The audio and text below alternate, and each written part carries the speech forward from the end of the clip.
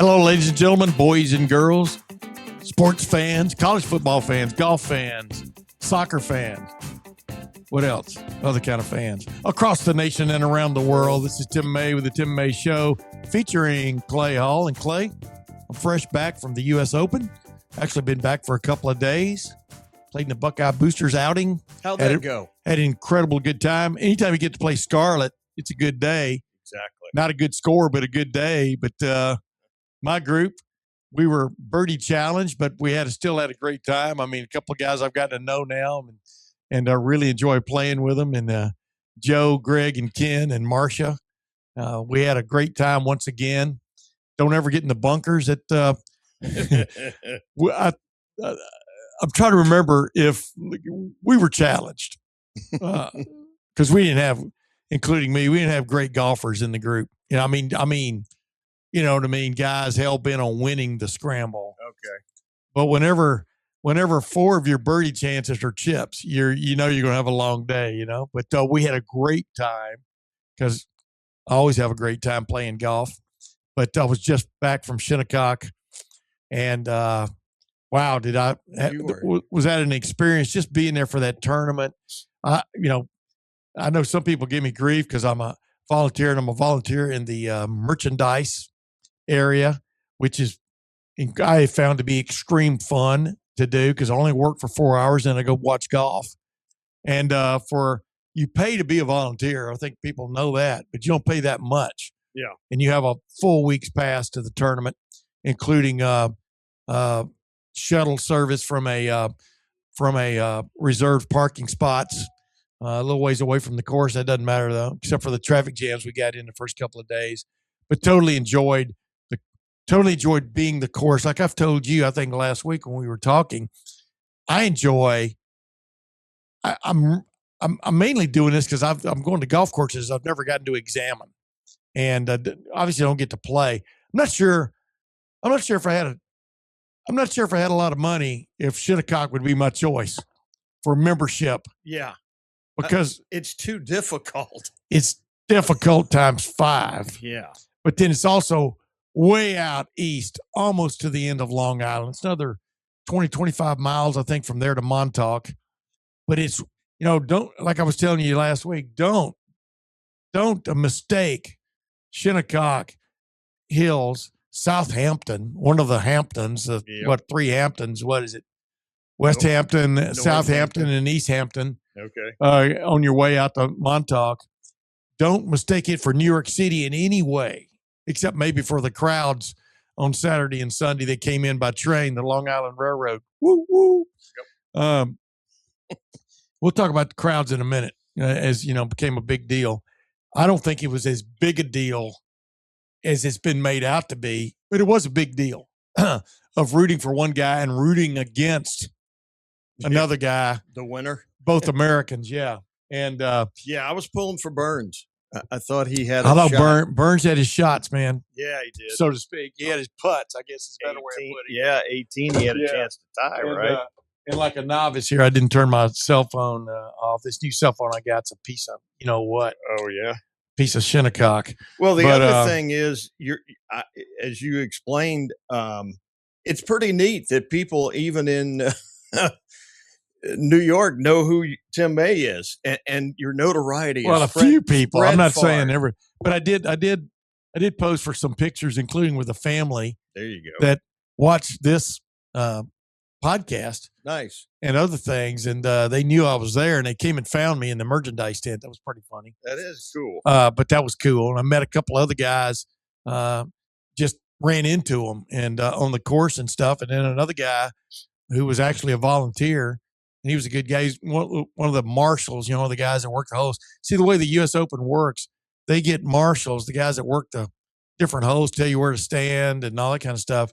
They get those from the local passel of country clubs and stuff. So you're kind of relegated to what I'm doing if you're going to be a volunteer. But like I said, I'm in air conditioning 4 hours of the day. There's a volunteer village where you get to hang out and watch golf, or you can go walk the course. Great thing about Volunteer Village this time is it's right there on Phil Mickelson's hole, number 13. Okay. And, you could see exact spot where he ran and tapped his putt back on the run. Phil Mickelson, man, he is persona non grata. Is his life in turmoil as we speak? I would think it would be. Yours would be, right? Based on the latest stories, but I digress. But Wyndham Clark, I give it up to him. I'm not a fan. Yeah. I was definitely not a fan this time a year ago after he took out his frustrations on Oakmont. Yeah, kind of a piece of Americana, a couple of pieces of Americana, tore up a couple of lockers or a locker at the Oakmont, the country club there, the clubhouse. I'm just going, what are you doing? I mean, why wouldn't you have done that leaving the 18th green? Why, the fact that you're all pent up, but he's had some challenges in that regard. That actions. Wasn't the only one. That doesn't, but that doesn't excuse it, right? No, so you don't have to be a fan of Wyndham Clark to also respect. Really, I mean, give him plaudits for what he's done. He's won 2 of the last 4 U.S. Opens. That's right. That's pretty damn good. I don't care who you are and what you've done in your past. On Sunday, did you hear people boo him?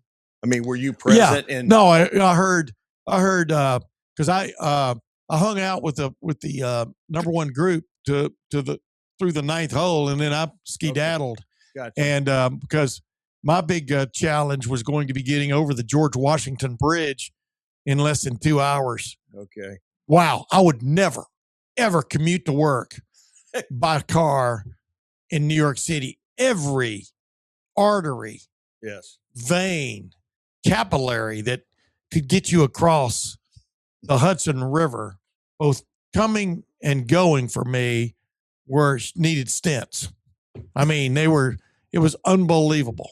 And I just go, after you break free into New Jersey, there, and then go down by the Meadowlands, I mean, you're cruising, but barring a wreck. But man, the George Washington Bridge was a bane of my existence. I spent, if you figure 24 hours a day times 7, that's times 7, or whatever that comes out to, and then you subtract 4 hours from that. I spent 4 hours getting up to and getting through over the George Washington Bridge. 2 coming and 2 going. So you left the grounds en you route can't to Ohio. Live like that. Yeah. Okay. But I had the thing on my thing on my mounted on my GPS. On my cell phone. Oh, okay. I was watching every stroke. That's why I was still commenting on it, because I had been there. And number 2, you were still tweeting. Number 2, I knew exactly what all those things looked like because I examined every hole. I mean, what a golf course, what a place to get in trouble. And yet Wyndham Clark worked his way out of trouble. And that one little thing that started about that little swipe he made on whatever the hole it was, where he was in the wisps, the fescue as they call it. Yes. Where some people claim he didn't come anywhere close to his lie. Yeah. He didn't come anywhere close to his ball on that little swipe. Mm-hmm. The ball was between where he was practice swinging and where he took that little swipe over there. I think there was something in the grass or something that was bugging him right there. I can get distract you. Yeah. But I digress. Bottom line is, I give it up to him. As I tweeted, and Terma's over, kind of remind me of Rounders. John Malkovich. These guys, check all night. That's what he did all afternoon. But the thing about it is, he should have had a horrible first 9, but he figured out a way to hang in there. Why didn't Scotty ever make him? Because Scotty could not make a putt. He just couldn't. Scotty Scheffler, and he was right where he wanted to be. He was in the lead, the number 1 group, or the last group, I guess the best way of putting it, going out on Sunday, and he was way behind. But Wyndham Clark had not played well, except he had played basically 1 under, supposedly, or I think was, if my math is correct, the previous 2 rounds. I mean, he had that great round, and he staked himself to as I called it, house money, and he kept pulling coin or chips out of the house money on Friday, Saturday, and Sunday. He'll be the first one to tell you he did not play great. He did not have his best stuff on Friday, Saturday, or Sunday, but he figured out a way to get around the course and pretty much par with a few exceptions. a couple of birdies and stuff. But he made the plays just like in football. Yeah. He made the plays when he had to make the plays. Boy, did I give it up to him on that. Because those greens, they were literally like putting on this. They were literally like putting, as I called it, fuzzy linoleum. They were literally like putting on this surface with fuzz on it, pretty much. And you had to get to the right place at the right time. But that eagle on 16, the birdie on 16 on Sunday. Was that 24 feet? Yeah, that was the play. Yeah, it was. Yeah, he still had challenges at 17 and 18, but the birdie on 16, because he was over in the fescue, and got out of it, hit a ridiculous shot, and that was really where the in my opinion, the tournament was determined. The previous day, I was sitting there in the stands with a bunch of, I call them shufflers, because they applaud everything he does. Mm-hmm. And he hit the ball within, like, I think 14 feet with his second shot, putting for eagle. Okay. And really, his eagle putt didn't really, he came close, but not as close as it should have been. He could not figure out the greens. He couldn't figure out the speed, et cetera. And so he had to settle for a birdie there. And he also had several chances on the front and the back on Sunday to make it a tournament between him and Wyndham Clark. Instead, it turned into Sam Burns. And Sam Burns, bless his heart, that putt he missed on 17, it sounds real easy, 2.5, 3 feet. Sounds so easy. Except, I'm telling you, you would stand, you and me would stand over those putts, and these guys did the same thing. Like, wait a minute, is this going to wiggle a little left or right when he gets to the hole? And it makes you tentative on the shortest of putts. It made him tentative, and that really cost him. And then the putt on 18, when was that a nice looking putt all the way. And it just a little tiny. Yeah. But just the speed had been just a half mile an hour more. It probably would have gotten by that little wiggle. There you go. And but golly, you or me would have taken that in a heartbeat. And it just seemed like the approach shots, even in the fat part of the green, and there it goes. Those greens were so penal. I don't know. Yeah, I would have thrown something. I'm sure. No, here's the thing about those greens. They were canted. Yeah. Back to front, or back right to left front. Everything was on a slope. And so unless you were literally right below the hole, you did not have a straight putt, number one. And it was funny to me how many guys left putts short going up the hill because they were reticent. I mean, everybody was reticent, because you kind of get used to that side hill putt or whatever. You were so, scared's the right word, to have the ball go by and go by 3 or 4 feet, because it wouldn't. We saw, a couple of guys hit them right past the hole and then picking up steam, Chattanooga choo-choo wise, coming down the hill. Well, so many of those balls that rolled off, and then you're 20, 30, 40 feet away, and you don't hit it hard enough to get over the slope. Right. And here it comes back again. Right. And that's that. Well, that's what makes Shinnecock. Man. It's a par 70. It's long, but it's not prohibitive long at all. I mean, even like I said, Scotty Scheffler reached that 614 yard, and that's a relatively flat hole from beginning to end. It's not downhill or uphill. It's just kind of like that. All the fairways are like this, just wavy. They look like covered sand dunes to a certain extent. Your sand dunes do that, but I mean, several guys I saw reach there, and too, Scotty, I think, I don't know what he hit because I was in the stands. It looked like either a 3-wood or it's probably a 5-wood because he can get a 3-wood 300. But and did a couple times. And the crowd just the crowd, the shufflers thought that was the moment he was going to take command with 3 holes left in the third round. It's really funny because I was sitting next to this couple. They were from New York City, and the guy stood up like I did, and you're cheering the shot because what a shot. you know. And his wife was sitting next to him. She goes, "I don't get it." And his husband goes, "What do you mean?" She goes, "He's the number one player in the world. He's supposed to hit shots like that. Why is everybody going crazy?" She's right. She didn't get it. No, right. But you know what? She had a point. Yeah. You're number one player in the world and you can't make putts. But that's the way it is, man. I mean, that's why it's hard to win a U.S. Open. I'm surprised it was there in 18 and 26. It seems like. No, it's now it's in the rotation. The USGA came out with that a couple of years ago that their Shinnecock, which was the first USGA golf course that was built. I mean, part of the USGA family.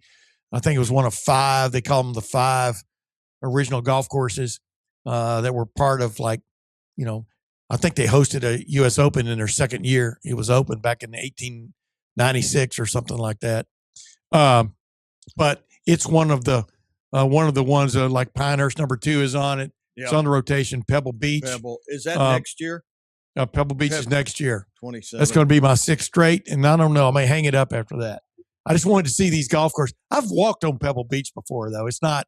I just haven't played it because I just don't have the coin, man. It's Gerber would give us a raise here on this show. Maybe you and I could both jet out there. Use one set of clubs or something. I think most of the people that play there come by private plane anyway. I mean, no, I'm just joking. Or my buddy Tim Hall, at 97 won the fan. Yeah. His wife gave him a great, I think it was a birthday gift a couple of years ago. He played, I think, 3 courses. One of them was Pebble. One of them, I think, was Spyglass. I can't remember the other one out there that are just famed, in their own right. They could host U.S. Opens. But anyway, Shinnecock's one of those 5. I forgot the other. They'll come to me in the middle of the thing. Let's discuss this. Did you watch at all this little final round? Yes. Did you hear it on television? Could you hear the antics by the crowd? It was a pro Scheffler crowd. No doubt about it. And here's by pro Scheffler crowd, I'm talking about maybe 20 people that were following him that were boisterous. Everybody else was pretty pretty congenial. I mean, they understood the golf etiquette. You root for a guy, but you don't root against another guy unless of course it's the Ryder Cup. Right. I mean, and now this a couple of people have taken this stance. They should never have another big time golf event on Long Island. And they're equating Bethpage Black, which is like 20 miles from downtown Manhattan, to Shinnecock Hills, which is 87 miles from the Statue of Liberty. They are not anywhere close to being in the same neighborhood, And the thing is, they had the Long Island Railroad, like I said, bringing about, I don't know how many people were on each train, but it was a lot. I remember when I was in the first couple of days, I was in the merchandise tent, and you'd hear this woo woo when the train was pulling in the station. They showed the train a lot. It was either pulling in or pulling out, but I finally figured out after the second woo woo that about 1,000 people were about to come through the merchandise tent. And on Saturday was unreal. We got in the wrong business. We should have gotten into golf merchandise, brother. Woo. But I mean, it was a classic too. I even worked in the cap section a couple of days. I told the guy I worked for Greg, great guy. I've known him for a couple of years now. But I said I picked out the 3 caps I thought were going to go before any of them, and they were all gone. The 3 I picked out that were, But the thing is, you could be selling a pink or chartreuse cap with U.S. Open and script on it, and haphazard on Sunday, and if it's the only cap, people are buying it. Of course. I said that's where you screw up. You bring too many. There must have been 1,000 flavors if there were 10 of caps among the main cap guys. Imperial, Ahead.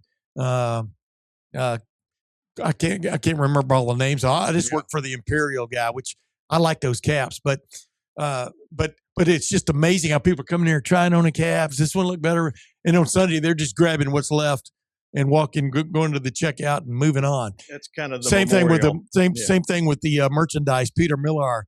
I worked the Peter Millar section on Saturday, and stunning how many people were picking up $140, $135 polo shirts and heading for the checkout. Some buying them 5 or 6 at a time. I'm telling you, and quarter zips. Yeah, Dan Mullen, I think, is now a spokesman. That's all he wears, and so he's all set up out there. They're nice. They're nice. Vegas. They are. They're nice. They are nice. But by the way, yeah, to get back, no, I was sometimes stunned by what I thought were smaller crowds for this event, and so I didn't. My wife said that. I didn't. Well, I didn't. Go ahead. Yeah, but so I didn't. No, I didn't hear booing. You know, the only time they were real close is after he won it and Dad descends and all these guys he knows and hell of a celebration. Oh, hell yeah. His dad, it's just stunning. He didn't know his dad was there. That was a hell of a secret. It was a surprise that Tirico was navigating. Yeah. I mean, so, anyway, but I thought it was, I thought they were trying to give away the surprise there though, by keep mentioning it. Yeah. I thought that was, I didn't think that was cool. Because somebody could be watching on television, I mean, you know, or it could pop up. You know, there are screens all the way around the place. I mean, to a certain extent, which is cool. And it's kind of like going to the Indy 500 anymore. You don't have to sit. Matter of fact, the worst place to sit to start finish line at the Indy 500, except for maybe this year when the difference was that much. Nose of a car. That's it. But even you didn't see it. I mean, they're going 230 when they go by you right there. Yeah. I mean, the guy looks behind. Felix Rosenquist was literally up to the rear wheel of David Malukas with 100 yards to go, and he just had that momentum. He also had that hybrid push power that I think that he engaged at exactly the right time. But I digress. Nobody wants to know about that. But the bottom line was, I was, you know, I heard the guys that were cheering for Wyndham Clark's ball to go in the bunker on one of those early holes. I can't remember what number it was. And okay, but so but they weren't true. They weren't true fans. You know why? No. Because they didn't boo Scheffler. They should have been booing Scheffler, their guy. It's like Ohio State when the offense goes out there 3 straight times, it goes 3 and out. You know how the people at Ohio State get antsy and start booing? Of course. Or 4 straight times? Yeah, there was no booing Scheffler. They should have been booing him. He was their problem. I mean, he's literally, and this is not easy because he pretty much parred his way around for the most part. It's not easy to do that, you know. No. But he gave them hardly anything to cheer for, and when he did, Wyndham Clark matched him. So, that's it. Yeah. I was thoroughly disappointed. So those were guys out there. Those were guys out there to let them make, you know. And you can go a lot of places. The thing about it is how encouraged hole number 16 is at the par 3 in Phoenix at the Waste Management Open. How that's encouraged, what goes on that hole. And then when it kind of carries over to people thinking they can do that a lot of places. Elsewhere. Now at the Waste Management, they pretty much cheer the guys who make the green, but they do kind of boo when you miss the green, you know. Some of them do. Yeah, depending on what time of the day it is. Like you're trapped in this cauldron of sound. Right, but my point is, it's not that's not the first time you've heard that kind of stuff on a golf course, at least not me. So I pay attention. I watch almost every tournament in some form or fashion, either the highlights or the entire thing on Sundays especially. But I get up to Wyndham Clark because he's gotten help with his problems, with his anger problems, you know, basically emotional problems more than anything else. Yeah. And it paid off, in my opinion. Like he talked about this after the tournament about how he and his caddy were actually got to the point where, hey, let's see if we can rile him up right here with a great shot. You know what I mean? And his caddy went into this little saying, and every time he pulled the bag away and he's about to stroke good it, process. Good process. So I actually was close enough to hear him say that one or two times, a couple times. Yeah. And he's just encouraging him that they just had a great conversation. They talked it through. Yeah. I wish I was that kind of golfer, Clay, that I could have a conversation and it would hit it right here, settle you. See that between the U.S. Open and the USGA sign, hit it there, and then I could actually do that. Yeah. I am just tickled pink whenever my ball goes straight. Yeah, it's uplifting. Yeah.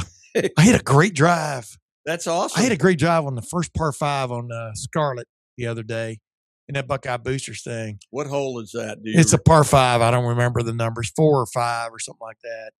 And it's got a creek about 100 yards from the green or whatever. And I hit it right up there. Mm-hmm. And I was being 72 years old, I got to hit from the white tees, which is a big deal. Yeah. But, I mean, it got up in the air and scooted. That driver that our good buddy John Gerber owns this fanstreamsports.com gave me last year, what I finally figured out a couple of playing golfs ago, is that a proper term? A couple of playing golfs ago, you got to swing that sucker. A couple of rounds. You got to swing that sucker to get what you want out of it. Yeah, yeah. You can't go up there mamby-pamby and tap it. And not that I ever kind of tap it, but you just got to feel good and let her rip. And a couple of drives I had, especially in that tournament, I felt really good about. I'm playing in another one on Thursday morning as we speak here in Ashland. It's a benefit kind of thing put on by a fellow up there in Ashland, and I've played in for like the last several years. Met Marcus Dupree up there last year, as a matter of fact. He always has a lot of former football players and things like that up there, and it's a fun time. But I'm looking forward to that because Ashland, used to be a country club. Now it's a golf club. Like a lot of small town country clubs had to switch over and let guys like me and you play it. And but it's still a really nice golf course. I mean, we played. Can I insert this? Yeah, you can insert anything you want. I played with my 3 sons on the Friday before Eli's wedding, and we were at Tanglewood, which is adjacent to Hudson, Ohio. The kid was in the hospital for 3 days the week before. We're on number 2 uphill, overlooking just this beautiful setting, and he mashes a drive. His second shot cozies up about 6 to 7 feet, and he's putting for eagle, and he missed it like this. And I even told the people behind us, this kid was in the hospital. I mean, this is incredible. It's a shame he didn't make it, but he recovered nicely. And he was certainly gung-ho and ready for the ceremony on Saturday night. So they didn't yell excuses. Everybody's got one. No. They didn't yell that. No, I was like, they didn't yell choke. They didn't yell that. Yeah. Anyway, so it was good playing with the kids. Yeah, heck yeah, man. Especially if you got a gallery there. I mean, it sounds like you had a gallery fall on you. Well, when I hit my hole in one a couple of years ago down at Crown Hill in east or west of Circleville, nice little golf course that they really are bringing back really nice. I mean, it's really cool. I was down there with Gary Pettit. Yeah. Sports information office out of Ohio State. I was in his foursome. And the greatest thing was it was like 167 yards, and I hit my little 6 hybrid up in the air. He told me where to hit it. It's one of the few times I ever hit the ball exactly where somebody told me where to hit it. And it kind of bounced once and then kind of disappeared because it was behind the hole, was behind a ridge. Oh, you couldn't see it. And all of a sudden, the 4 guys waiting to hit on the next hole saw it and started yelling. Let you know. Yeah, and let me know. So I had witnesses. I didn't just make it up. There you go. And then that's cool. I promptly teed off on the next hole, which was a dogleg left with woods over here, and jerked it right into the woods. And I think Gary said, "Tell me that wasn't your hole in one ball." Oh, no. I went, yeah, it was. And but one of the guys there, I can't remember the guy's name. Great guy, man. What a great group of people that was playing with, because it was like a church benefit kind of thing, but it was great people. And he went in there with me, and I said it was a cut. I'm playing this cut ball a little bit. Well, then I was. This is the brand cut, C-U-T. Okay. And there weren't many around in the world, much less in those woods. And I had a general idea, and he went in, and he's the one who found it. So now I have it in the bottom of my bag. I still haven't put it on a plaque or anything, but I'm sure it's the only one I will ever get. But I digress. I saw Justin Rose on number 11. Number 11 is like 100 and I think it plays around 157, 165 yards. They call it the Lee Trevino calls it the shortest par 5 in the world because it looks like when you look at it from the tee box, it sort of looks like a cake that's ready, that's been decorated, but it has these little pockets of sand around over here, but it's sticking up like a plateau, like one of those mesas you see or plateaus you see, buttes, like a butte you see out of in Arizona and stuff, in northwest Arizona. It's got a flat top, but it's not flat, it's leaning. Okay. And yeah, I sat there, I watched 10 groups go through there on Saturday. And there's the noon. Now people know when we're recording this at noon on Wednesday. You can hear the siren maybe. No tornadoes, not today, boys. It's beautiful today. But anyway, I saw 10 groups hit there. Par should have been birdie, except for Justin Rose. He almost got a hole in one. He almost jarred it on the fly and it stopped like 4 inches, 5 inches away, and he tapped it in. Wow. And but the thing about it is, Clay, and then we'll move on and talk about Ohio State football some and some other stuff, World Cup, maybe a little bit. And Dalen Swain, maybe mention him, local guy. Okay. In the NBA draft. Yeah. By the way, Vaughn Harbor, our friend, he didn't make the cut. He had a hard day on Thursday and a really hard day on Friday, and kind of filtered down the leaderboard. And Neil Shipley made the cut, but he didn't really, former Buckeye, but didn't really challenge, at the upper part of the upper echelon. He still got a lot of money. The payoff was pretty good at the U.S. Open. It was a record payoff for the U.S. Open. And I think Wyndham Clark made 4.3 or 4 million. Yep. And second place was 2 point something million. That's pretty good for second place, right? Yeah. But when you consider Roger Maltby made $40,000 for winning the first Memorial tournament way back when? 76. Yeah, 70, whenever it was. What was it? Oh, but anyway, it's just amazing to me how these guys are really good guys, how they get out of trouble. And we're making fun of their putting, right? They still figured out a way to be somewhere around par most of the time. And anybody that thinks golfing is easy, wow. I marvel at these big time courses and watching these guys. And sometimes, you've got to really hang on that one little streak you get somewhere in the tournament, like Wyndham Clark did. He accumulated, like I said, his house money, and then he didn't blow it. He used a lot of it, but he didn't blow it. He had the reserve. Kept some coins in his pocket or some chips in his pocket. What was that little? Was it Miles? Well, who's the young amateur, 17 years old? Miles, is it Russell? But anyway, I think that's right. He amazing. Yeah, that dude. And that guy's about this big. That guy weighs about 135 pounds. By the way, I'm sitting down. I'm 6'2". He's about as tall as I am sitting down right here. Yeah. And the great thing was having his dad there. I saw that. His dad carried his bag on 18. That was pretty cool. Great Father's Day deal. I'm telling you, if he keeps growing, he's got to grow some to really, I think, handle the rigors. But does he have game? Does he hit the ball a mile that little? Yeah. And I think what growing will give you, because he's always going to have the speed to hit the ball, club head speed. But that gives you staying power from the standpoint of being able to do it over and over and over and over. And but man, he was a joy to watch. He did things a lot of the pros didn't come close to.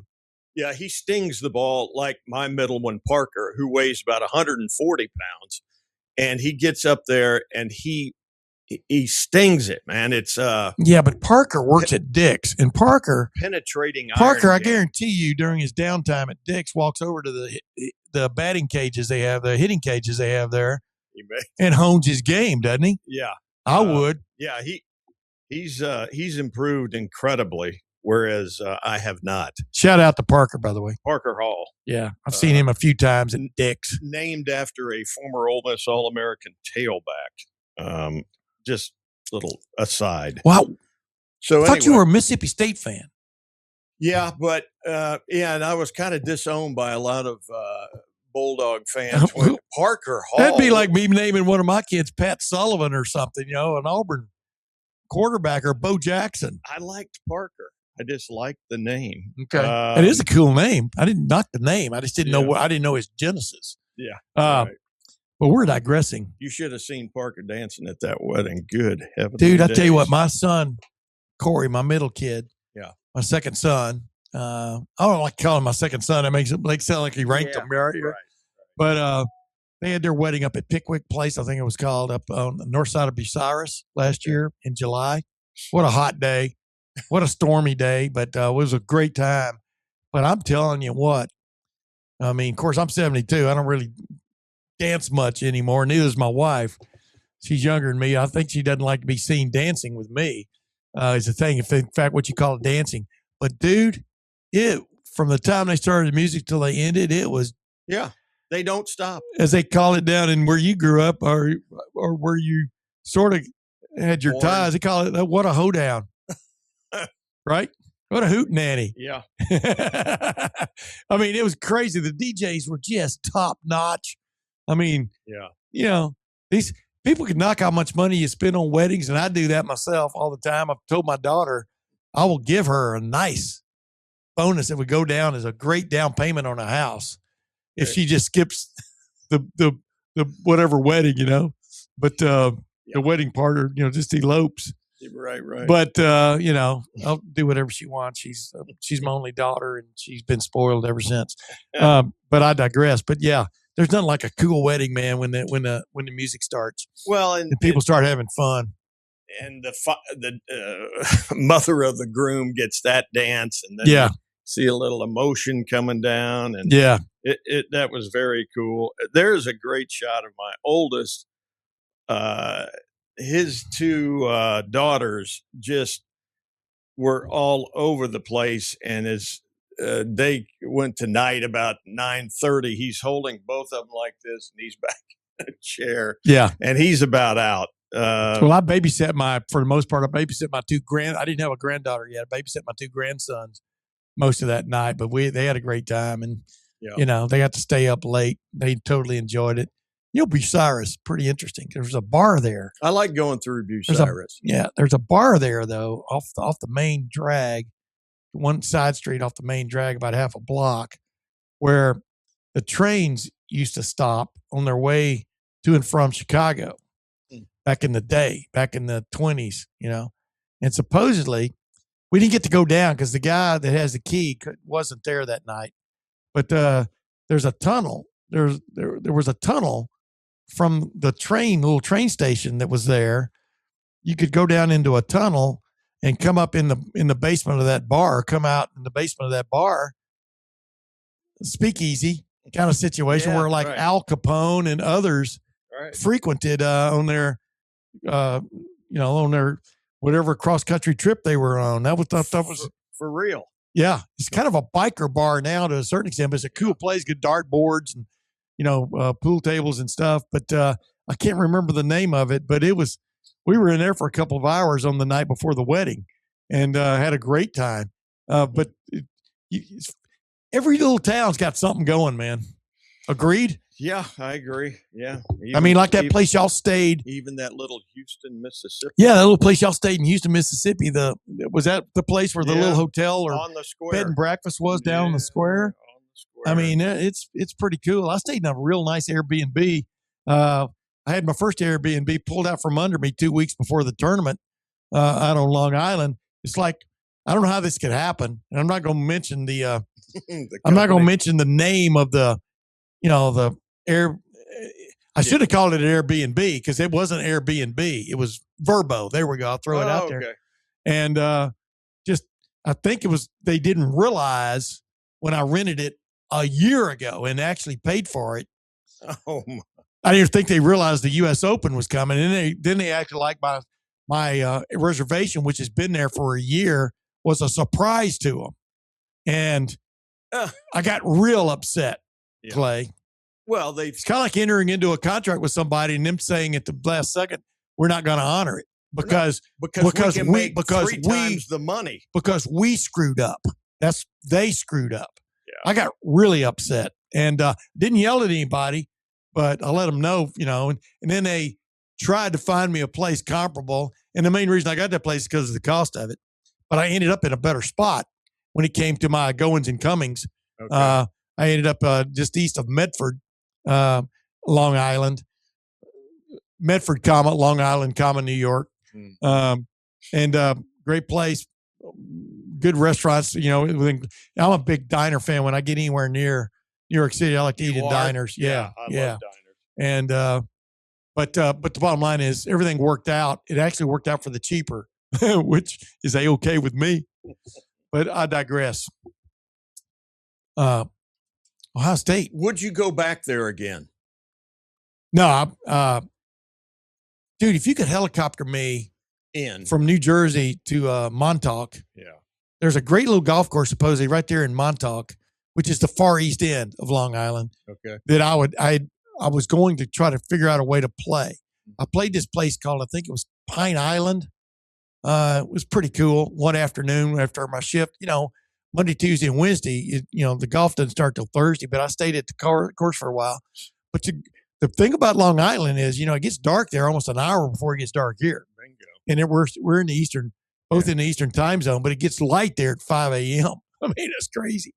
But right about now, but played, it was a nice little golf course. I mainly did so I could have some swings under my belt, before I played these 2 scrambles this week. Right. But I liked Long Island. The thing about it is the winds that were there mainly on Thursday and Saturday were because of fronts that came through. You're always going to have wind at Shinnecock because you got Peconic Bay on one side and Shinnecock Bay and then the Atlantic Ocean on the other side. A lot of water. Yeah, a lot of water. So you're always going to have this give and take between the bodies of water and the warm, especially as the land warms up. You're going to draw in the cooler air. You know how convection works. Convection up. And so you're always going to have a little bit. It's like Miami Beach. You're always going to have wind. A nice breeze or maybe a wind occasionally. But the temperature was pleasant and there was always a nice breeze. So it kept. I love a breeze. Even more. Oh yeah. Pinehurst. That's why I like going to the beach. There's usually a breeze. Pinehurst, every day of the tournament was over. It was in the 90s, 3 years ago, whenever that was. Yeah. I did not like that. Yeah.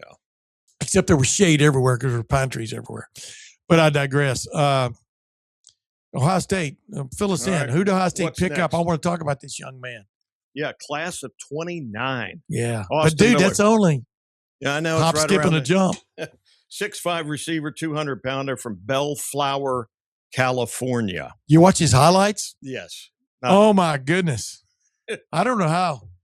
Jeremiah Smith and then Chris Henry Jr. And now this dude. And he's not even, he's going into his 8th grade year? No, sophomore. He'll be, let's see, 29. This is 20. Yeah, this is right. 20. He'd be a freshman 27, 28, 29. No, it'd be a sophomore. next 27, this fall. 27, 28, 29. Yeah. Right. Okay. Yeah, sophomore. But dude, it's crazy. I mean, I don't know where, and the thing about it is Ohio State has got it going on. I mean, Cortez Hankton has picked up where I've read Brian that a few Hardline times. left off. No, Right. but I mean, Cortez Hankton had, that's what I kept telling everybody. Everybody talked about the big shoes he was filling. As I kept saying, yeah, Brian Hardline, wow, right? Sure.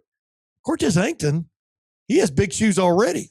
I mean, he's already wearing big shoes. He's got his own I haven't even chops. checked his shoe size, but he's got resume. He's got pop. Yeah. And, and you got Ryan Day sitting there and they're going to run their offense the way they run their offense.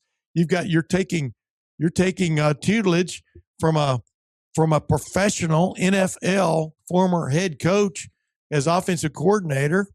Right on down the line, there's no reason why you wouldn't come to Ohio State, if you're a big time receiver. The only reason you wouldn't is, man, they've gotten really deliberate with their offense. We'll see if that's the same case this year in terms of plays run. Basically you don't get that many shots, Right. 65, maybe 70 plays a game as opposed to running 85 or 90 back in the good old days of 3 years ago. That's right. They have But- well, that's 4 or 5 targets at I'm- most. I'm just talking about the player. I mean, Mm-hmm. he already, you don't like to put this on somebody. Remember last year I made that comment that or earlier this year, made that comment. Chris Henry Jr., if they were making a movie about Jeremiah Smith this year, Chris Henry Jr. could be a stunt man. You know what I mean? Yeah, it looks kind of like him. Yeah. And makes plays kind of like him. Yeah. And I think we'll be saying the same thing about this young man. If you watch his video, it's just, I know they've gotten other guys already, in the next year's class and the next year, but just, boy, when a guy like that he just grabs you. Yeah. Wow. And he's coming all the way from California, but so did Julian Saying, That's right. I could name you 50 guys who've come from California and found paradise in the middle of Ohio. The Pacific Ocean is a long way. Even Lake Erie's a long way away. By the way, that was funny about being where I was at Shinnecock, and the Atlantic Ocean was like 2.5, 3 miles out away, or at least Shinnecock Bay was, and then Peconic Bay was over here. You could not see either one of them from where you could see the windmill at the National Golf Links, which is a famous thing because between Shinnecock and Peconic Bay is Sabonic Golf Club, which is an interesting looking golf place, and the front gate looks kind of like the front gate in Eyes Wide Shut. Did you ever see that movie? Yeah. Where you had to show up? Yes. I mean, and there was always a guy standing right in the middle of the driveway there when our shuttle bus, we went all the way around and then came back in to Shinnecock. There was always a guy standing right in the middle of the driveway in front of this big, huge gated thing. It was like cool looking. And, but it kind of reminded me of the gate in Eyes Wide Shut. Like, do you know the password? I'm serious. You're not getting past without the password. But then past that, kind of like wrapped into there is the National Golf Links. And, but you could not see Peconic Bay. You could see the cliffs over here a little bit on the, this one little part of the part that goes up there towards Sag Harbor and all that kind of stuff. You could see the cliffs going down into Peconic Bay, but you could not see Shinnecock Bay or the ocean from there.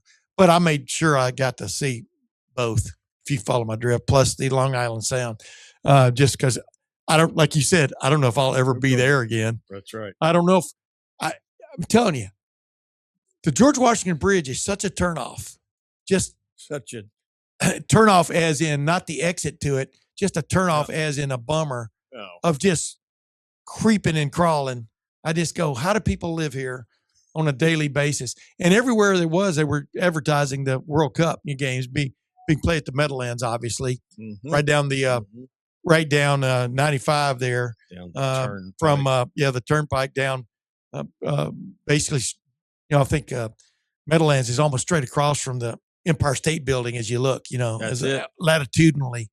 But a lot going on there. But they were big on number one, the Knicks winning. Oh yeah, and the fact the World Cup was in town. But you'd think a lot going on. You'd think New York City would absorb the World Cup like a sponge absorbing water, right? Yeah. But I digress. But yeah, back to Ohio State, and they got it going on. And I just, how long can this last? I don't know.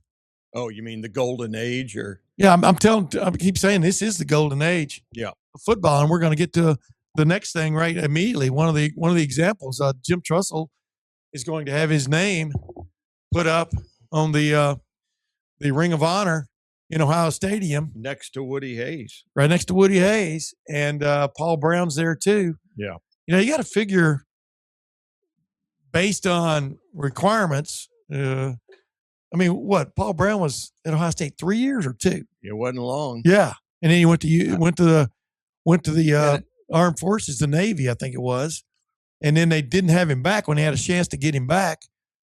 They went for Woody Hayes instead of Paul Brown, who started, of course, the Cleveland Browns in the American. What was it called? The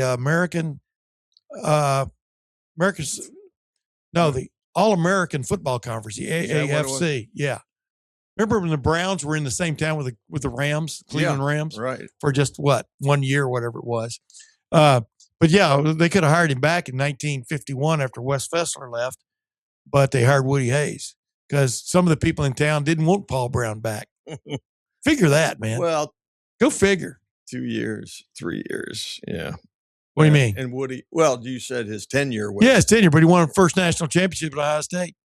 Urban Meyer won a national championship at Ohio State. Yeah, he did. You got to figure his name's going to be up there eventually. I mean, he's one of the winningest, percentage-wise winningest coaches in history. It should be. And you got to figure, boy, they got to leave room, man. Well, Ryan Day's going to be up there. Yeah. Would you agree? I see this written a couple of different places. He's one national championship away from being the greatest Ohio State coach. Who? Ryan Day.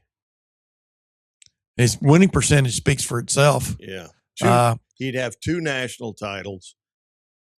What's funny, he could have won one in 2019 and could have won one in 2022. Sure could have. Wow.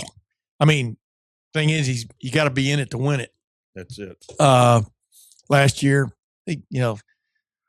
that team just sort of not petered out. It's not the right term, but their weaknesses, especially one major weakness, caught up with them. We're exposed. And when you got the most accurate passer in college football for that season, and all of a sudden he's under duress, both against Indiana and Miami, things were tough. That's why job one was getting right guard figured out on this football team in the spring.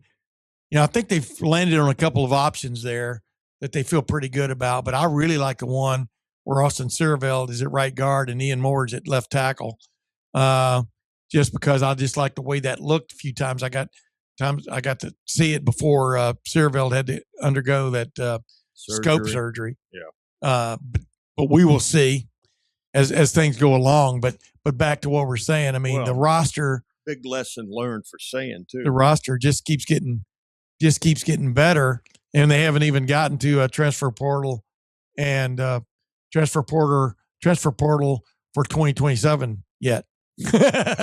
Dude, Jake Diebler, I didn't get there early enough to hear him speak, but Jake Diebler talked to the guys of the Buckeye Boosters before the Buckeye Boosters outing. And I was just thinking about this. I think the greatest analogy for what's going on in college basketball now, and you see where it's caught up with Michigan. Sure it has. Looks like it's caught up with Michigan. Dusty May, my cousin. And he picked one of his guys last night, or somebody in the franchise of the Dallas Mavericks did. Yeah, but my cousin, no, not my cousin at all. But college basketball teams are like a jigsaw puzzle now. You collect the pieces every year. They're in a box. You put them in a box. You throw them in the box.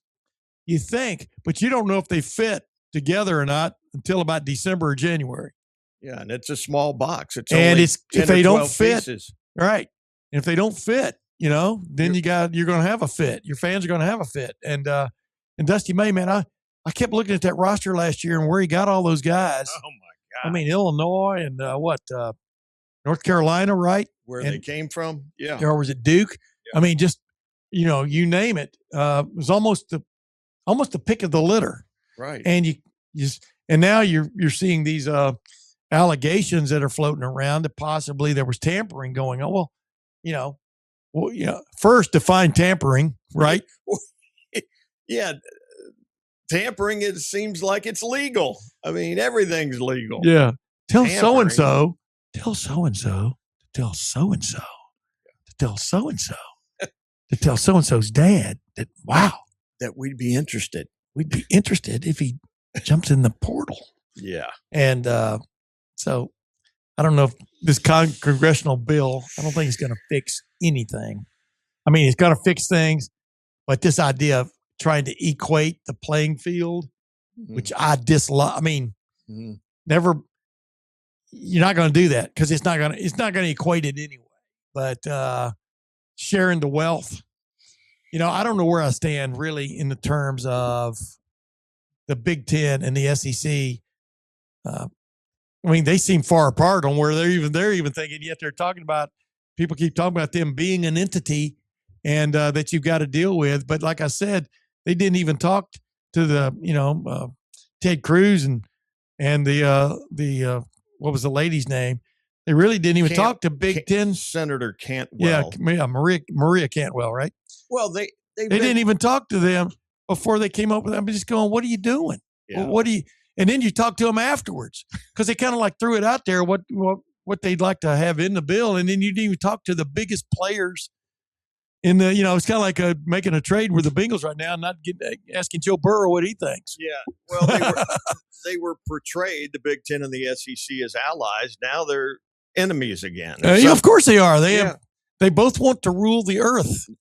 They both want to rule. And you know what? I like if you're that. the Big Ten, rule the earth. If you're the Big Ten 4 years ago, you're not. You're not. Behind. Now you're on the throne. 3 years running, you're on the throne. And there's a great chance it's going to be 4 years running. My college roommate was at the wedding and he's a kid who was raised in, his family's from Wisconsin. He was raised in Normal, Illinois, Bloomington, Illinois, home of Illinois State. And he's like, that's where Jim Haycock had his was a head coach. That's where Urban Meyer got his first quote full-time job at Illinois State. Now go ahead. I just wanted to fill in that blank. Illinois State Redbirds, if I'm not mistaken. Yeah. And he's like, it's clear now. I mean, and he's a guy who roots for an SEC school. He's kind of given up because, our alma mater can't compete. But what's clear? That the Big Ten not only has sway, but has the financial backing. Oh, yeah. Because the money, Alabama doesn't have that kind of money. Right. And you've got 6, 8, 10. That's what's been exposed. Huge Big Ten schools with not only enrollments, but endowments, and they have the cash.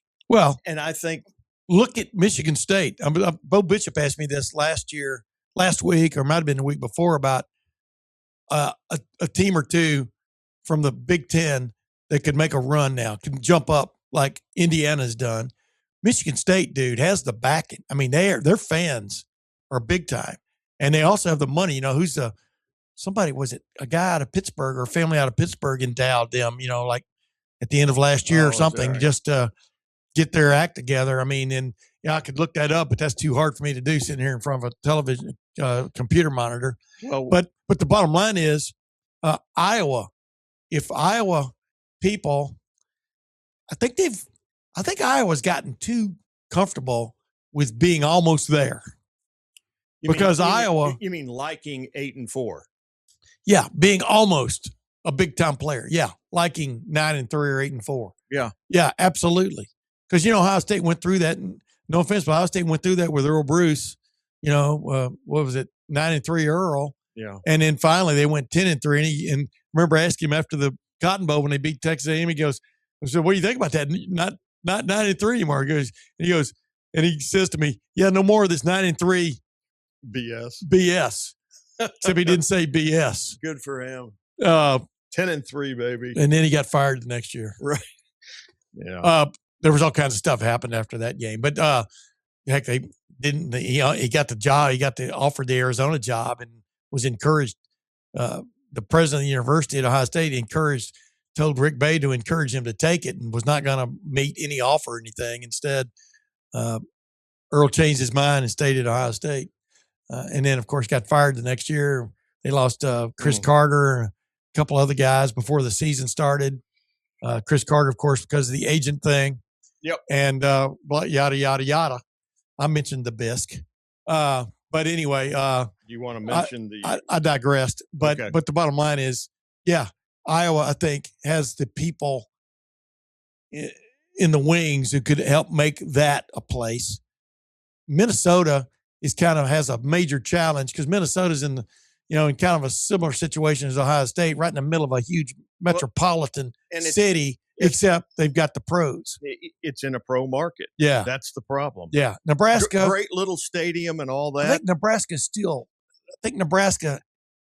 a little bit too far out there. I think they're still wandering in the desert. Dude. Once upon a time, Bob Devaney, when he got it going out there in the 60s and 70s, and then Tom Osborne took over 95. They had a pipeline that they were, forget the portal. They were tapping the pipeline. That's easy for me to say. Would you say joining the Big Ten was a major mistake for them? Yeah, but I don't know who they would join, and it not be an outpost at this point. Yeah. I think more of those people probably identified with Big 12, that slice of the country all the way down to the Gulf of Mexico, from Nebraska on the north end to Texas on the south end. But that, Texas wanted to rule the roost even back then. And when they had the Big 12 going, when it was in its heyday. Right. And when I was growing up, of course, it was Southwest Conference. And then Big 8. And then they went to the Big 12 in the Big 8. And they amalgamated because they wanted to get rid of some of those little private schools like SMU, TCU, Baylor. Houston had joined the Southwest Conference, and I don't think Texas people liked rubbing shoulders with people from University of Houston. Yeah, that's below us. Yeah, I mean, Texas is an elitist school. There's no doubt about it. Yeah, if you grew up down there, you understand it. Texas A&M is the hardworking, sort of the Michigan State of the group. Yeah. And I think they were tickled pink when they got out and went to the Southeastern Conference. And then all of a sudden they backdoored Texas into the Southeastern Conference. And I don't think A&M fans necessarily liked that. But who knows? I think we may be in for another big shift really down the road. Because something's got to happen. Some of these schools are going to be left out of the Big Two running things. And they're going to want to be part of the Big Two. The big one. I've always said I thought North Carolina and Notre Dame would end up in the Big Ten when it all settles out. We'll see if that happens. But for example, if you want to be what you want to be, that's almost where you're going to have to be. Yeah. Hey, I could run for politics for that kind of line. If you want to be what you want to be, then you got to be where you got to be. What do you think? Sounds like a bumper sticker. Vote for me in November. Vote for me in the primary. Thursday World Cup, United States, Turkey. A chance really to get a leg up. Is that the Turkey fight song? And Christian Pulisic, I would hope, would play the entire game. Yeah. He's had some injury. Yeah, it's funny how everybody becomes a soccer aficionado. Well, every 4 years. We had a couple at the event, and their son was in the lottery for those tickets. Yeah. So the two sons are taking their dads. They're flying to SoFi on. And their tickets are legit? Probably today. Their tickets are legit? Yeah. Oh, yeah. Okay. Yeah. You've seen that going around. So, they were our next door neighbors before we moved. Get a full report into the hinterlands. Get a full report. So, and Bruce Thornton, he's still out there. So, NBA draft round 2 on Wednesday night. What do you think? Yeah, of course, he didn't have a choice. He had to go, right? He was done. He was done. No, I think he'll be picked. Yeah. But in round 2, there's very little guaranteed money. So it's a different neighborhood. The NBA, I had a buddy of mine that was went to Ohio University way back when. And he was like a stringer for me when I was running some of the at the Dispatch, when we'd have guys cover different games, college games and stuff. And I kept always forgetting to put his name in for getting paid, and then I'd have to, whatever. So we became big buddies. Then he went to work, I think, for the Detroit Pistons. He had a great line one time to me. He goes, anybody that puts down the NBA, there are all kinds of reasons not to like it. Mm-hmm. But if you ever go to a game and you sit courtside, it's like going to a circus. You're seeing big guys running really fast. Yeah. This is back, in the 80s and 90s before in the 2000s. But now especially, you're seeing really big guys going really fast. And every night you're going to see 4 or 5 things you never thought you'd see in your life that a human being is doing.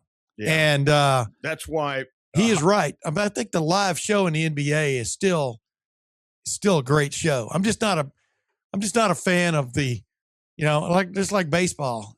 Even when I had to cover baseball, I just couldn't stand the day after day after day games. They kind of amalgamated, of course, in my brain. And all of a sudden, you look up in July. 62. You look up in July, and you're 10 games out, and you have no shot. And then what do you do the rest of the year? I agree. I second your motion on the NBA with hockey. Once I started covering it on a more regular basis. What a live game that is! Hockey live beats everything in my book. It's incredible. Even on television. Remember when they experimented with that little puck that had that little behind it? Yes. On television. You don't really need that anymore. HD, you don't need that anymore. No, I wish they would get out of this up close and personal stuff all the time and show you like you're sitting in the stands, give you an HD look.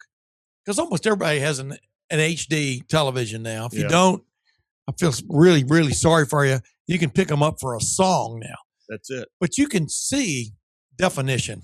That's why I said, but they could put a camera where it could be like you having the option of sitting at the quote center ice, the 50-yard line, so to speak, and you could watch the entire rink from a nice vantage point where you still see a little bit of the, it's not a 2-dimensional game, it's 3-dimensional, but they could do that. And I can't believe they haven't done that with hockey yet.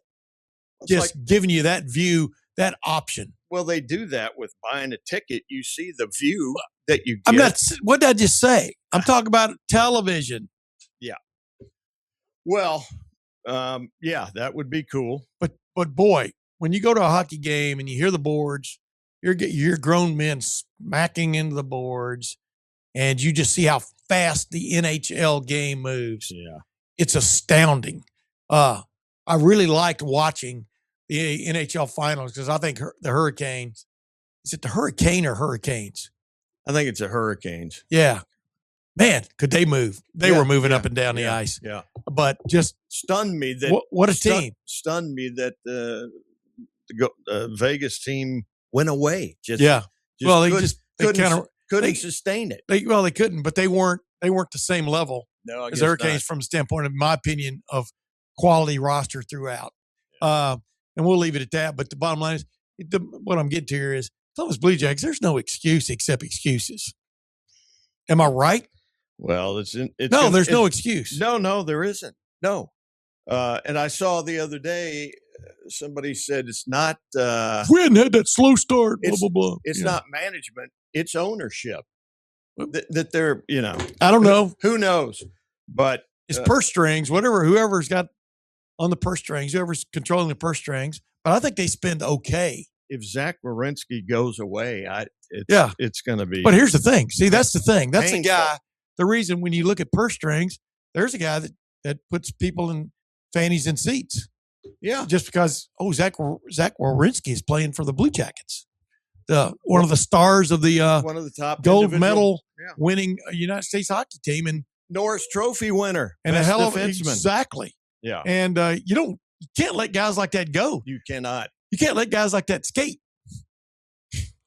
Am I right? Unless you get a whale of a return. A whaler? What? Weren't the Hurricanes the Whalers before? I think they were, weren't they? The Hartford Whalers? Weren't they the Hartford Whalers? Remember the Hartford Whalers were going to possibly move to Columbus? And one of the places they looked at was a big hangar out there on the east side of I think I missed that. On the east side of Port Columbus. They were looking at possibly putting that was one of the many options. They did move. Because there was no arena here, if you remember correctly. Not the Shot and not the Nationwide. Right. And they were looking at possibly converting that hangar. I mean, I don't think that lasted long, but that was converting it into a big hockey rink. Okay. Because you could have put a lot of seats in there, man. You bet. Yeah, I could see that. Yeah, but I mean, you don't want things. Of course, the hangars, you got to keep them from leaking because they have airplanes in them. Yeah, it was crazy. Well, they built a state-of-the-art arena, and now they're doing. Of course, they did, but they did. They didn't have one here then. Remember when the St. Louis was it the Cardinals? Yeah, became Arizona when they came to town, and they were looking to possibly move to Columbus, and boy, Jennings, the president of Ohio State, even was courting them. Really, it was the mid '80s. Whenever it was, and Ohio State was courting the pro franchise. I think there was a kind of a move then. That's wild. There was an interesting dynamic going on then, of basically, I don't know, not denigrating Ohio State football, but there was something wasn't right there, dynamic wise in the midst of the '80s. Wow. Between the administration. Mm-hmm. And the athletic department, in terms of, in my opinion, that's what That's what you caught. That's what you felt like anyway. Nobody was on the record saying that. But yeah, when you're helping court an NFL team to move to your city, and you're not thinking it all the way through in terms of what it will take away. That's why Urban Meyer talked about that all the time. I even kind of gave him that stat, even when he showed up, it was like roughly a 2 million metro area here. And the biggest game in town is Ohio State football. If you bring an NFL team to town, they would be at least a biggest thing in town, right? At best. But my point is, now that you've gotten to this era of transfer portal and NIL and money you can involved, you would not want to be competing with an NFL team for advertising, sponsorships, things like that, like we just talked about the Minnesota Gophers, as opposed to the Minnesota Vikings, right? And the hockey team and the NBA team and the baseball team. Yeah, and the thing is, it worked out pretty good for Ohio State, because Ohio State has figured out, and I think a lot of people have figured out, it's as well positioned, if not the best positioned, big time athletic program to deal with the modern model. Yeah. And they're reaping the benefits of that. And why shouldn't they? Yeah. And LA, no. Dallas, no. And Austin is as close as you get. And Austin's pretty damn close. And Blue Jackets are just fine. Yeah. But I'm talking about where University of Texas is. Yeah. Austin is pretty damn close to matter of fact, they're probably on the same par. That's why the two highest revenue generating athletic programs in the country are Texas and Ohio State. There's, as Hayden Fry would say, the late great Hayden Fry, former head coach at Iowa, and before that SMU in North Texas. What a surprise! Hey, Clay, it's been a blast, man. We talk way too long. Yep. Once again, we get almost to the end. You went over the shot, and then we get those caution periods. It extends the race, and we come to a green-white checker. But thanks for joining us again, ladies and gentlemen. We'll be back again on Friday. I'm going to have somebody sitting in Clay's seat somehow, some way, either by electronic means or physical means. But until then, speaking for my good buddy Clay Hall, who you didn't hold down the ship, brother. No, you took it through the Hormuz Strait like there were no mines. No. I was impressed by the way you steered that thing through. No. Came out the other side with a big, big tank full of petrol. For my good buddy Clay Hall. You're my good buddy, aren't you? Oh, yeah. Or is that true now? I mean, I don't know. What is true? If this treaty is going to work. Who knows? Yeah, who knows? Is right. I don't want to get into that. No, let's wrap. Yeah. But for him, Clay Hall, I'm Tim May. We'll see you next time.